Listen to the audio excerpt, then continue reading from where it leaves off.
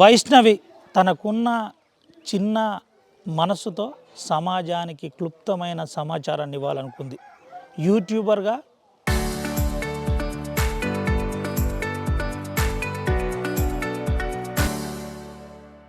ఉన్న విషయాన్ని చూపెట్టే ప్రయత్నం చేయాలనుకుంది. గ్రామీణ ప్రాంతాల్లో జరుగుతున్న అంశాలపై, గ్రామీణ ప్రాంతాల్లో ఉన్న స్థితిగతులపై ఎలా ఉంటారో పరిచయం చేయాలనుకుంది. అనాది కాలంలోనే మంచి పేరు సంపాదించింది. కానీ అదే వైష్ణవిని దుర్మార్గులు పొట్టలో పెట్టుకున్నారని కుటుంబ సభ్యులు చెబుతున్నారు. మనతో పాటు తన మిత్రుడు సంతోష్ ఉన్నాడు, మాట్లాడిద్దాం. ఇప్పటికే సంతోష్ చాలా నారాజులో ఉన్నారు. కొంతమంది మాపై తప్పుడు కథనాలు, తప్పుడు ప్రచారాలు చేస్తున్నారు, ఇది మానుకోవాలని చెబుతున్నారు. అయితే మనం ప్రస్తుతం మాదాపూర్లో ఉన్నాం, కోరుట్ల మాదాపూర్ జగిత్యాల్లో ఉన్నాం, జగిత్యాల జిల్లాలో ఉన్నాం. మిత్రునితో మాట్లాడిద్దాం, తమ్ముడు ఏం చెప్తాడో తెలుసుకున్నాం. ఏంది తమ్మి, ఏం జరిగింది అసలు, ఏంటి పరిస్థితి? జరిగిందనే మొత్తం చెప్పేసినాం మనం. ఇంకా ఇక మళ్ళా గుచ్చి చెప్పాల్సిన అవసరం లేదు. ఇప్పుడు ప్రతి ఒక్కరు న్యాయం చేయనీకే ఉన్నారు. పోలీసు వాళ్ళు అయినా, మీడియా వాళ్ళు అయినా, న్యూస్ వాళ్ళు అయినా, పేపర్స్ వాళ్ళు అయినా, దేంట్లో అయినా వీళ్ళు కాకుండా నార్మల్ రీల్స్ తీసే నార్మల్ బాయ్స్, నార్మల్ గర్ల్స్ అయినా ప్రతి ఒక్కరు కూడా నా చెల్లె గురించే పెడుతురు. నా చెల్లెకు పక్క న్యాయం జరిగేలా, జస్టిస్ అని ప్రతి ఒక్కరు అదే పెడుతురు. వైష్ణవికి న్యాయం జరగాలి, దీనికి ఆర్టీవీ మద్దతు ఉంటుంది. దీని మీద ఓవరాల్ ఎపిసోడ్ మీద మీరు ఏం చెప్తారు? చెప్పాల్సింది ఏం లేదన్న, ఒక్కడే ఇప్పటిదాకా చెప్పి సగమైనాం. ఎవరైనా సరే ఇన్స్టాలో పోస్ట్ చేసేటప్పుడు, యూట్యూబ్లో పోస్ట్ చేసేటప్పుడు 1-2 సార్లు మీ ఛానల్ మీరే చూసుకోర్రి, తర్వాత పోస్ట్ చేయరు. నా చెల్లె గింతంత తప్పున్నా మీరు నాకు ధైర్యంగా ఫేస్ టు ఫేస్ నాకు పంపి మీ చెల్లె తప్పు అని చెప్పారు. అంతేగాని ఫేక్ ముచ్చట్లు తీస్తే మాత్రం బాగోదు. ఎందుకంటే నాకు చెల్లెకు న్యాయం జరగాల, ఇంకో చెల్లెకు ఇట్లా ఈ పరిస్థితి రావద్దు కాదు, ఆలోచన కూడా రావద్దు అంటే దీనికి మాత్రం ఖచ్చితంగా న్యాయం జరగాల. న్యాయం జరగకపోతే మాత్రం మేము ఇప్పుడు ఓపిక పడుతున్నాం, మేము ఇప్పుడు సైలెంట్ అయిపోయినాం, ఏడుపులు బీడుపులు అన్నీ బంద్ అయిపోయినాయి అని చెప్పేసి ఈ చూసే వీడియోలు కూడా ఎవ్వరు కూడా అనుకోవద్దు. ఎందుకంటే బండరాయి ఎట్లుంటుంది, ఇప్పుడు వాన పడితే తడిసిపోతుంది, ఎండ పడితే ఎండిపోతుంది, చూసినావా? లేదు, ఇంకా అయిపోయింది. పానాలు వేనే అన్న, మా దగ్గర పానాలు ఒక్కోల పానం కూడా లేదు మా దగ్గర. మా చెల్లెకు జరిగిన అన్యాయము ఇప్పటిదాకా ఆజ్ చేసుకుని నా చెల్లె బతుకుందే అనిపిస్తుంది. కానీ ఒక్కోసారి నా చెల్లె అని పిలితే లేకపోవడం వల్ల మనసు ఒప్పుతలేదు. మేము బాధలలో ఉండి మేము ఒక నరకం అనుభవిస్తున్నాము. మేము బండరాయిలం అయిపోయినాము, మేము మనసులో లేము. మమ్మల్ని ఎవరు కూడా టార్చర్ చేయొద్దు, ఉన్నది చెప్తున్నాం. మా చెల్లెకు న్యాయం జరిగేదాకా ఖచ్చితంగా 100% అందరు న్యాయం చేసి చూపించాల.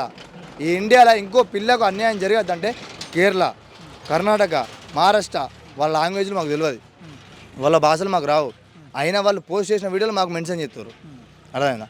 అంటే మొత్తం రగిలిపోతున్నారు ఎక్కడో అక్కడ. మేము నిజాయితీగా పోరాడుతున్నాము, మా తప్పు లేదు, ఫేస్ టు ఫేస్ ఆ తప్పు ఉందని ఆడే ఒప్పుకున్నాడు.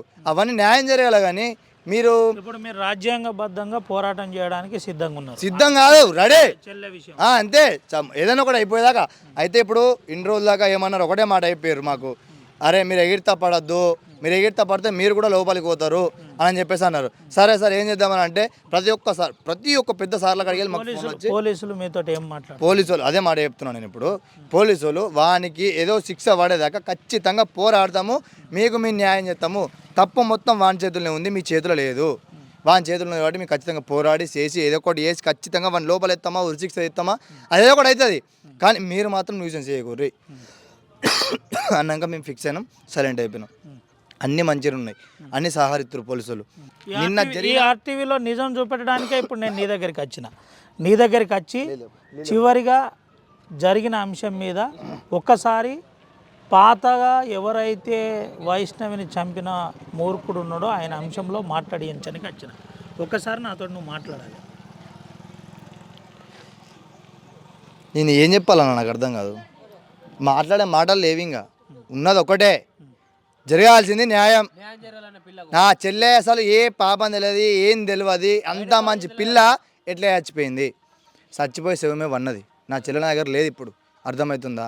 ఒక్కొక్కరికి తెలియాల్సింది ఒకటే, మీ ఇంట్లో మీ ఫ్యామిలీలు ఉన్నాయా, ఆడబిడ్డలు ఉన్నారా, రేపు వల్ల మీ ఇంటికి వస్తే మీరు ఏం చేస్తారు, అదే ఇప్పుడు మీరు చేయాలి. ఇప్పుడు మీరు చేస్తేనే రేపు వల్ల మీ ఇంటికి మీ ఫ్యామిలీకి ఒక సెక్యూర్ అన్నది ఉంటుంది. మీరు ఇప్పుడు అందరు మూసుకొని ఉన్నారనుకో, ఇక ఏం చేయలేము. ముందే చెప్తున్నా, పుట్టించేటోళ్ళు మాత్రం చాలా పుట్టిస్తారు, మీరు మాత్రం పట్టించుకోవద్దు. నా చెల్లెకు న్యాయం జరిగేదాకా అందరు పోరాడాలా.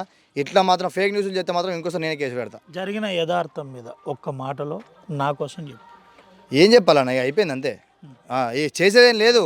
అయితే అవుట్ రైట్ చట్టం చేస్తుందా న్యాయం చేయాలా, లేదంటే మేము తప్పేం మారదలేము, చేస్తే న్యాయం చేయాలా. చట్టం చట్టం అన్నారుగా, చట్టం తొవ్వలే మేము నడుతున్నాము, చేస్తే చట్టం న్యాయం చేయాలా, లేదనుకో మాకు అప్ప చెప్పాలా.